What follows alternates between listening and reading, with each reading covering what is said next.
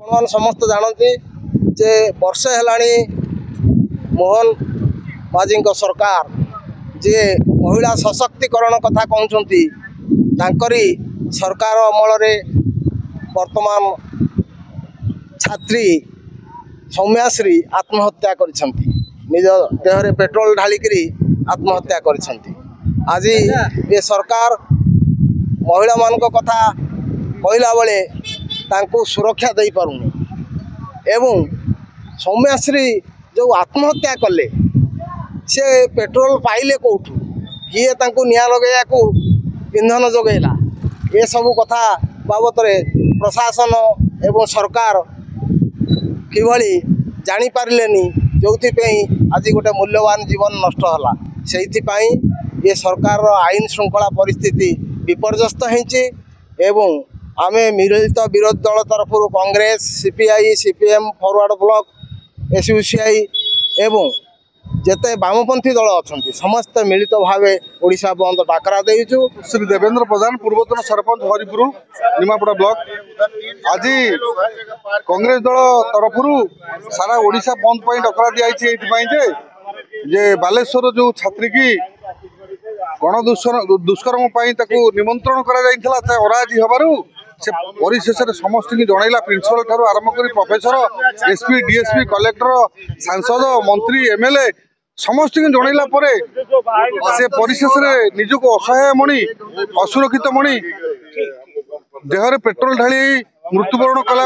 କିନ୍ତୁ ସେ ପେଟ୍ରୋଲ ଆସିଲା କୋଉଠୁ, ପେଟ୍ରୋଲ ଦେଲା କିଏ, ନିଆଁ ଲଗାଇଲା କିଏ? ଆମର ପ୍ରିୟ ନେତା ପିସି ସଭାପତି ଭକ୍ତଚରଣ ଦାସଙ୍କ ଆହ୍ୱାନ କ୍ରମେ ଏବଂ communist party, forward block, CPI, CPM, NCP, Samajwadi party ଏମାନଙ୍କର ସହଯୋଗରେ ବର୍ତ୍ତମାନ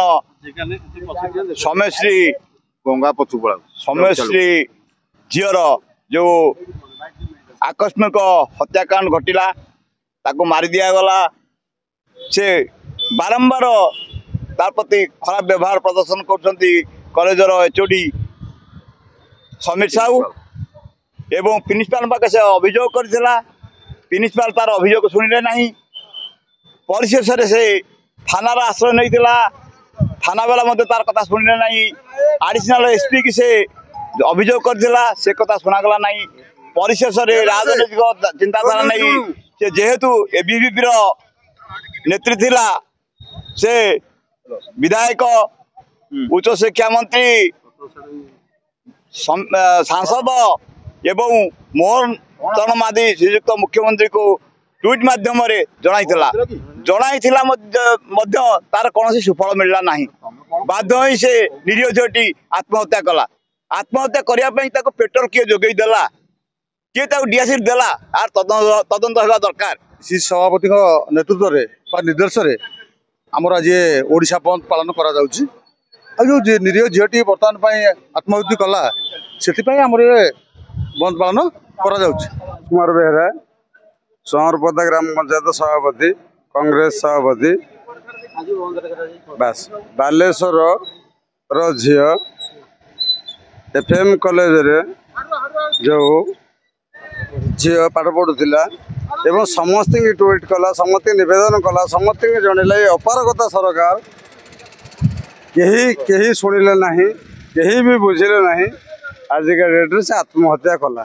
ଆଜି ସାରା ଓଡ଼ିଶା ବନ୍ଦ, ଭାରତୀୟ ଜାତୀୟ କଂଗ୍ରେସ ଏବଂ ସମସ୍ତ ବାମପନ୍ଥୀ ଦଳ, CPI, CPM, Forward Bloc, RSP ସମେତ 8ଟି ରାଜନୈତିକ ଦଳ ଏହି ଓଡ଼ିଶା ବନ୍ଦକୁ କରାଇଛନ୍ତି।